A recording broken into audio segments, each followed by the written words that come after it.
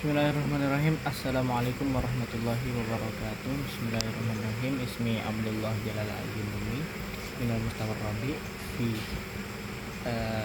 Ma'hadi Darus Sunnah wal ana fi hadhihi al-fursatil ghaliyah wa thaminah ismahu li an atahaddas amamakum hawla al-mawdu' al-qasru fi at-ta'yin ay qasru at-ta'yin.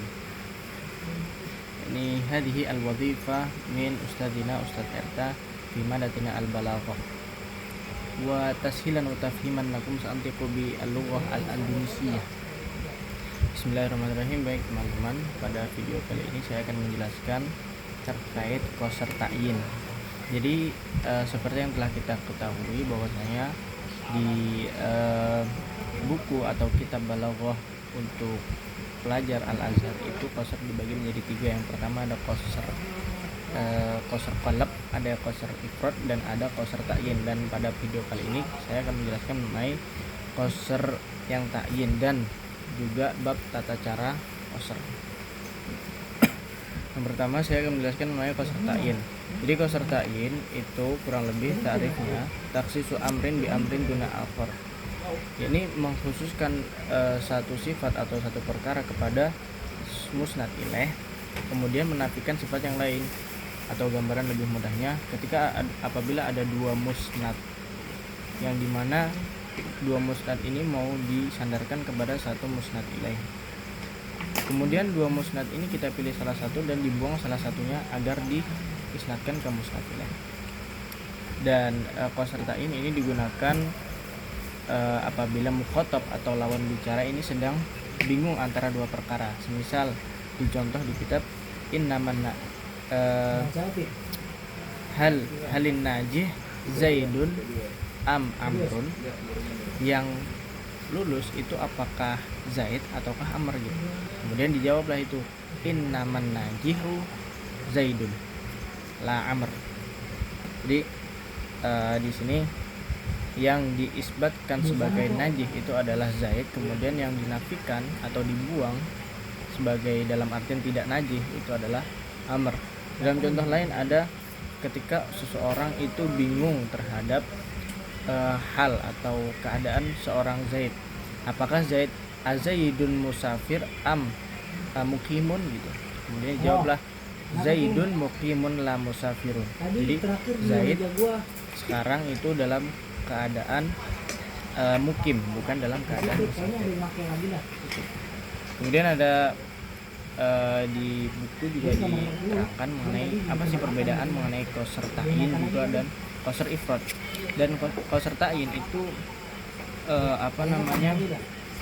dia qasr ta'yin itu digunakan ketika seorang mukhatab atau lawan bicara itu sedang bingung mengenai dua perkara gitu.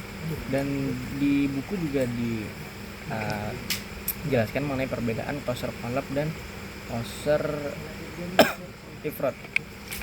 Jadi kalau ayatnya di buku itu ada ayat di ayat Quran wa ma Muhammadun illa rasul qad khalat min qablihi rusul.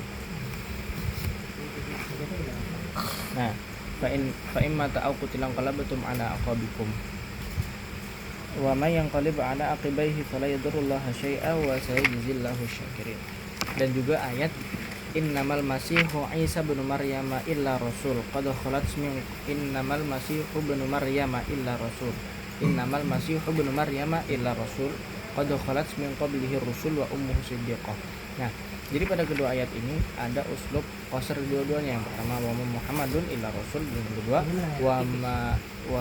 mal masihu bin Maryam illa rasul. Nah, kedua ayat ini mengandung unsur qasr, tapi cuma ulama balaghah mengatakan yang pada ayat pertama yang wa Muhammadun illa rasul ini adalah qasr ifrad. Kemudian yang di ayat kedua itu adalah qasr qalb. Nah, perbedaannya di mana? Perbedaan cara membedakannya adalah di halul mukhatab. Jadi kita melihat keadaan mukhatabnya. Nah, pada ayat pertama itu mukhatabnya adalah para sahabat, yang dimana para sahabat itu dia meyakini dua keyakinan. Dua keyakinan itu apa? Dua keyakinan itu bahwasanya Nabi itu mengemban amanah, yakni sebagai Nabi atau mengemban risalah, Dan yang kedua bahwasanya Nabi itu kekal. Jadi Nabi itu nggak mungkin wafat gitu. Ima ta'au kutilang falabitum ana aqabikum wa min qalib ana aqidahi fala yadurullah syai'a wa sijilal kafirin. Intinya pada ayat pertama itu mukhatabnya adalah sahabat, yang dimana sahabat itu berkeyakinan bahwasanya Nabi itu selain mengemban risalah beliau juga abadi. Kemudian dibantahlah oleh ayat ini, diqasar atau dibatasi, yang aslinya dua keyakinan ini dibatasi jadi satu doang, yang dimana Nabi itu cuma mengemban risalah dan beliau itu adalah manusia biasa, jadi tetap bisa wafat. Dan yang kedua ayat wa mal masih ibnu maryam ila rasul, ini adalah ketika orang-orang Bani Israel atau pengikut Nabi Isa ini yang menganggap bahwasanya Nabi Isa itu adalah Tuhan gitu. Makanya keyakinan orang Nasrani ini yang dia mengatakan, orang Nasrani ini yang mengatakan bahwasanya Nabi Isa ini Tuhan, itu diqalab atau dibalik dengan ayat ini yang mengatakan bahwasanya Nabi Isa itu hanyalah rasul, bukan seorang Tuhan. Dan selanjutnya kita akan membahas mengenai tata cara qasar. Tata cara qasar intinya itu ada dua. Yang pertama itu yang mutafak, yang kedua yang mukhtalaf. Dan pada yang pertama ini kita akan membahas yang mutafak. Yang mutafak itu ada 4 cara. Yang pertama dengan atof, yang kedua dengan nafi dan istisna, dan yang ketiga dengan innama, dan yang terakhir dengan takdim. Yang pertama kita akan membahas yang pertama saja, yaitu dengan atof.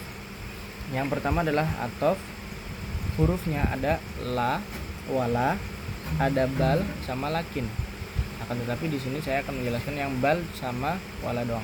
Nah, bal ini yang pertama bal ya. Bal ini ifadahnya untuk idrob, yaitu menafikan sebelumnya dan mengisbat sesudahnya. Dan syaratnya bal ini setelah lafadz bal itu harus mufrad dalam artian bukan murakkab, yakni satu lafadz doang. Dan sebelumnya itu harus ada nafinya. Contohnya Maja Zaidun bal amrun. Jadi maji ini, fi'il maji ini dinafikan kepada Zaid dan diisbat kepada Amr, itu bal. Dan wala. Nah, kalau wala ini digunakan dia menafikan sebelumnya dan mengisbat sesudahnya gitu.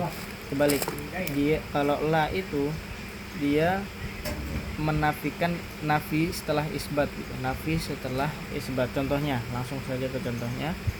Muhammadun khatamul anbiya'i la ghair. Jadi Nabi Muhammad adalah penutup para nabi, tidak selainnya. Nah, itu perbedaan la sama bal. Mungkin sekian dari kami. Kurang lebih mohon maaf. Assalamualaikum warahmatullahi wabarakatuh.